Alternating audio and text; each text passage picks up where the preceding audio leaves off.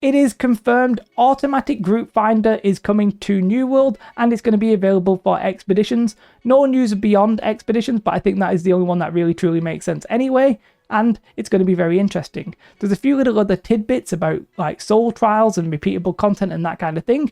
So let me jump into the article. Let's show you what we've got. Then let's talk about it. Quickly before I do, big shout out to my Patreons. I really appreciate you guys. If you want to support the channel, that's the best way. And I'm pretty much streaming all the time now that the expansion's right around the corner. Come and follow me over on Twitch. Yeah, I just did a little self-plug there. Don't normally do that at the start anymore. Anyway, there's an interview with Massively OP, a premier MMO news article website kind of thing. And Scott reveals quite a few little interesting snippets that we're going to talk about right now. And we're just going to do it in order that they've got it written rather than the order that I actually want to talk about. The first thing that they talk about, though, is having a plan. So this is an interview with Scott Lane. You probably know Scott at this point. I'm not going to go over who he is, partly because I can't remember his official title. Either way, he says that they have high-level plans for updates to round about the halfway point of 2025. That's basically about 2 years away from now. And I think that would make sense. That doesn't mean if the game and the expansion falls completely flat on its backside that we'll actually get there. However, there's no reason to think that's happening. There's no reason to believe we're in any kind of like crisis mode or anything like that. But it's nice to hear that they do actually have plans for at least 2 years worth of content. We'll see if that's actually what we get. But then the big one is here. You can see they say, most notably, he did confirm that New World will be getting a true dungeon finder with automatic cross-server matchmaking. And as they go on to say, we knew that cross-server was on the roadmap, cross-server expeditions actually scheduled for Season 4. We weren't 100% sure what that would entail. Here, it looks like it's confirmed that it's going to be an automatic group finder. It's actually possible that the cross server comes before the automatic group finder, but if I'm honest, I sort of see it possibly working a little bit differently. I sort of think they might keep the bulletin board that they have now, and then there'll just be a button that'll be like automatic group finder, all cross server, boom, get me straight in. Now in some regions there's only like 2 servers, so it won't be a massive boon, apart from the fact that automated queue will probably be quite useful. Now there's arguments for automatic queues versus not.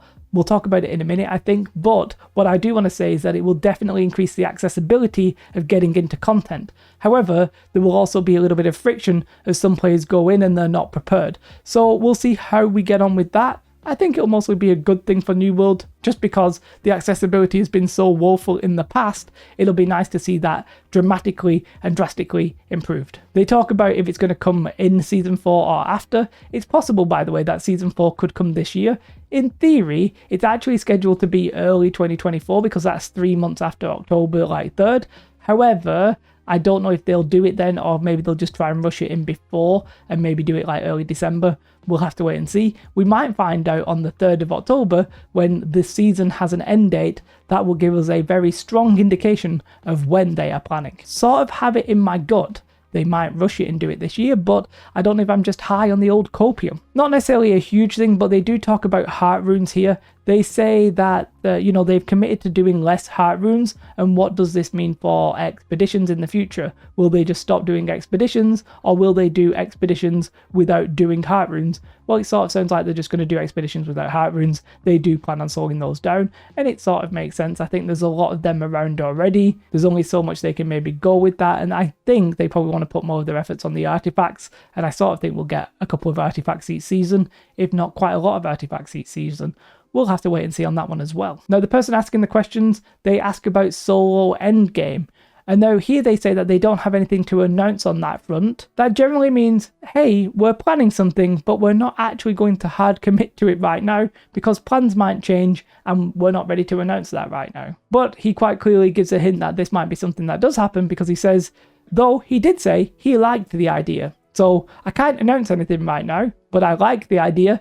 Generally sort of polite code for this is probably happening, but we're not ready to talk about it. I'm not going to tell you when. Fair enough, not really phased by that. Probably going to be on the roadmap if they do it. Sounds like it's something that's coming though at some point. My main worry with solo repeatable content is that it becomes effectively like a daily task, like a daily quest. However, I like it because it basically says if you do this content where we have set the difficulty, we can give you this guaranteed reward. And it just enables solo players to have a task to do that has a set difficulty. Like, it's very hard to define how hard it is to go and find Mithril. depends on the player population, all that kind of stuff. Sure, they can define the difficulty of content like, M3s and the worm and that kind of stuff, but for solo players, you can't really participate that as a solo player on your own, because it doesn't make any sense. So I like this, it just depends on how they deal with it and how they handle it. Now, they do say that there is going to be a part 2 in which they discuss Eden Grove housing. Quick statement on Eden Grove housing. The houses are boring as flip. The transmog token availability, we're not going to open that hornet's nest or whatever the phrase is, but they do have an eternal bugbear question, swimming. And I'm going to tell you right now, and I'm going to predict it right now, I think swimming will probably come at the end of next year. I think in the next big patch, we're probably going to get swimming. If they do something as cool as sailing, I think we'll all be very, very happy, but sailing doesn't really make any sense. On my stream at the minute, I'm sort of like joking around that I think sailing and swimming might come. I wonder if part 2 of this, which I don't know when it's going to happen, might give us some kind of insight into that. It would be very funny. Okay, now let's talk about automatic group finders and a little bit of the pros and cons. I sort of alluded to it earlier, but let's do it a little bit more in detail here. The pro is very simple. You can get into content. In theory, there will still be a requirement. For example, I don't think they're going to let you into an M3 if you don't have someone within like gear score 695 or something like that. I don't think that's going to happen. And even for the basic like M1, they're going to require a minimum gear score. And I think that's all reasonable, that's to be expected. And to be fair, without Ward and Bane, the required perks will be a lot more varied, even though I know that sort of doesn't make any sense. But already right now, we're not 100% sure what will be required. Now, the meta slaves, if you want to call them that, or the meta chasers, which, by the way, I have no ill will, so those phrases, even though they have a little bit of a negative connotation, I don't necessarily share that negative connotation, but they will basically find the best 3 perks, right? The people will be doing formulas and calculations, and they'll know which 3 are the best perks, and that will sort of percolate and disseminate into the rest of the player base.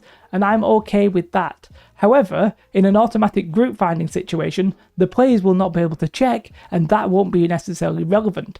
Now, does that mean they won't be able to do an M3? Well, probably not, because, you don't need that right now to do an M10. You don't need 5 con to get through an M10. People are just doing it because they want to get it through quickly, and they want to just not have any issues.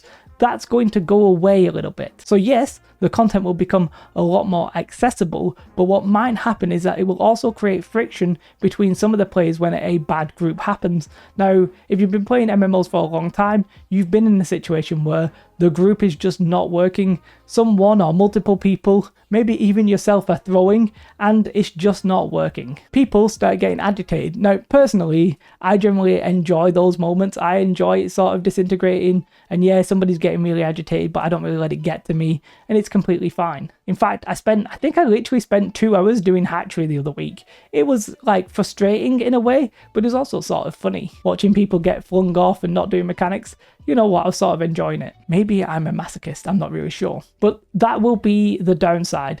Now, what people will be worried about is if you are a current M3/M10 runner, will you still be able to find your group? And I think the bulletin will remain. However, an automatic group finder will be so easy to use that I think the majority of people doing content will actually use that. So for those players, I think there is a little bit of concern there, but the top end people like Roger, Benedict, etc., let's be real, they already know who they're playing with. The top real 1% will be completely fine. It's everybody else who sort of wants to speedrun, but they don't quite have the numbers to do so. They'll be in a little bit of a limbo. They'll be struggling to get people, but they will need people at the same time. So that will be a little bit interesting what happens there. And for those people, I hope it ends up working. Ideally, what might happen is you get people who might not have been initially interested in speedrunning because they weren't doing that many dungeons, but now they are doing dungeons and they're like, actually, I want to do this properly. I want to find a group and I want to actually learn how to do it quickly and efficiently. So it might be that there's a wider pool for those people to actually, pick from. Very possible. A couple of downsides as well is that you sort of lose touch with your server. You don't really have that reputation. If I know there's a tank who's incredible and a healer who's really good and DPS who doesn't get themselves killed all the time even though they're running 5 con, and I'm like, yo, they're really good, let's invite them. Well, if you're doing an automatic group finder, you sort of think, I'll just press the button and roll the dice. Obviously, you can still invite them, I'm presuming, if you want. It's very possible that you can sort of like be in a group of 3, then press the auto group and just sort of fill the rest. I really hope they've thought that through, and I really hope it works like that. So I don't necessarily think it's a huge issue, but your reputation will sort of become less relevant, because if you're absolutely garbage on one server right now, maybe nobody will pick you. Doesn't really matter if you can just auto group and get filled with people. I hope they sort of fix some of the trolling that could happen, like you could just get kicked very easily, get kicked at the end or something like that. You know, there's some things that they're going to have to address, but overall, I think increasing the accessibility of the content just makes so much more sense. Look from where we started to where we are now. Basically, you had to pay to get into dungeons. Well, they eventually got rid of that. And now they're actually going to make it so it's very easy to get in, and you're not going to have to do like 1 billion times worth of prep. All that kind of buying the gear, getting the umbral shards, all that kind of stuff, having 6, 7 sets. It's going to be out the window. So they've gone from being very inaccessible to being incredibly accessible. And I think that's good for the game. Now, even if you don't like a group fighter that's automatic, I think that change sort of has to happen because of the history. So for me, overwhelmingly, I think this will be a good thing. I also think, by the way, when we get cross-server arena, we should probably have ranked arena, but that's a different conversation for a different time. For now, let me know your thoughts in the comments below. Big shout out to my Patreons. I do really appreciate you guys. And if you want to come and follow me on Twitch, I mean, in the expansion, I'm going to be streaming 16 hours a day. So unless the only time you can watch is a time where I'm asleep, I'll probably end up being live and you'll probably be able to catch me. Have a most beautiful day. Like and subscribe. Goodbye.